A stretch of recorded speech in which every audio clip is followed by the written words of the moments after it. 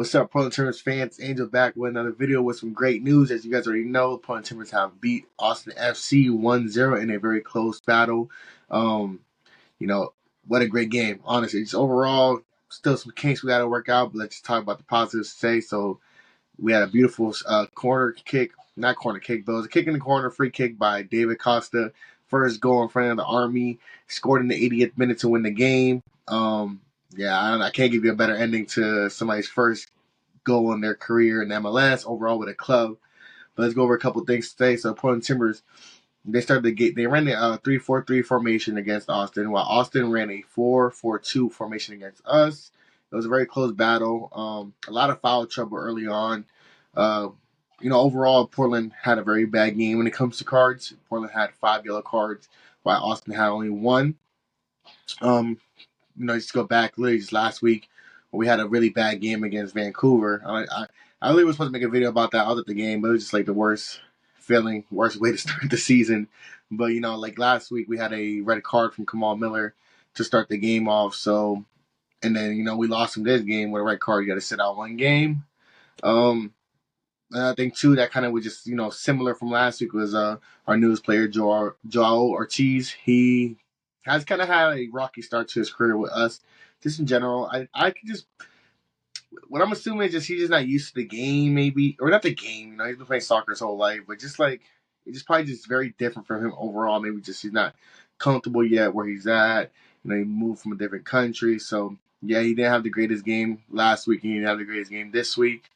Sooner or later hopefully he'll get back and just get into a rhythm where he's just confident in his skill set. I would definitely say the biggest takeaway from last week and this week was definitely our keeper. Last week I ran with Max. Max conceded 4 goals, which I will give him the benefit of the doubt. Like I said, we did lose Kamal Miller. I think we were around the 13th minute, so he was already playing shorthanded, and we kind of just lost it from there. We ended up losing 4-1 to Vancouver, but that's in the past. Let's talk about the positives. I just keep this going. Hopefully next week against Nashville we get another win. So what had happened was, like I said, Joe Ortiz didn't have the greatest game. He ended up getting subbed off around the 66th minute with Felipe Mora. I actually want to give Felipe Mora very good some credit too because he played a really great game. He didn't score a goal, but he did have 2 shots on target while taking 3. He was very active and pretty much leading the charge. He's looking good this year. Maybe sooner. I'm pretty sure he'll score a goal within the next 2 games. He ended up getting subbed off. Like I said, Ortiz and Felipe Mora were subbed off for Kelsey and Diego Chara. So we got that kind of that just little energy out in the 66 minutes, especially from our captain, our guy, our bruiser. It just it was just a heck of a game. So going into the first half, no one scored a goal, obviously, except the game was 1-0. Heading into the second half, like I said, close battle. It looked like the game was going to end in a tie. And I don't know if you guys have seen this video of the goal that David has scored, but it was a very blockable goal. Like, I don't know. Maybe it's sorry about that. Miscommunication from the keeper and his players, but anybody had a chance to block that goal from going in. Luckily, they didn't. I'll take it. I can only imagine how Austin FC fans feel. That was just something that they could have definitely avoided. But going into next week, we'll be playing Nashville. I actually want to get on to one thing. Where is Jonathan Rodriguez? He has been lost, nowhere to be found. I have been searching the web. I have looked up pretty much everything. How we traded Jonathan Rodriguez? Obviously, we would know that, but still gotta look. Is he injured? Is he sick? Or is it something? But I cannot find anything on Jonathan Rodriguez. I don't know if maybe just some vaccines things are happening. Maybe like how Evander situation had happened, but hopefully not. So going into next week, Portland will be playing Nashville in an away game. We're playing in Nashville, obviously. Currently, Nashville is winless in this season in 2 games. Most teams have played 2 games. Nashville had a tie against New England Revolution, and they had lost yesterday against New York Red Bull. I think that's what the team name is called. Sorry if that is incorrect. So I just want to go over a couple things. I'm looking over my computer, but I definitely want to look at this. So currently in the Western Conference standings, and it's still kind of, it's very early to even talk about standings, but just so we kind of know where we're at right now in the season. San Jose is leading at 1 with 2 wins, 0 losses. Vancouver, same thing.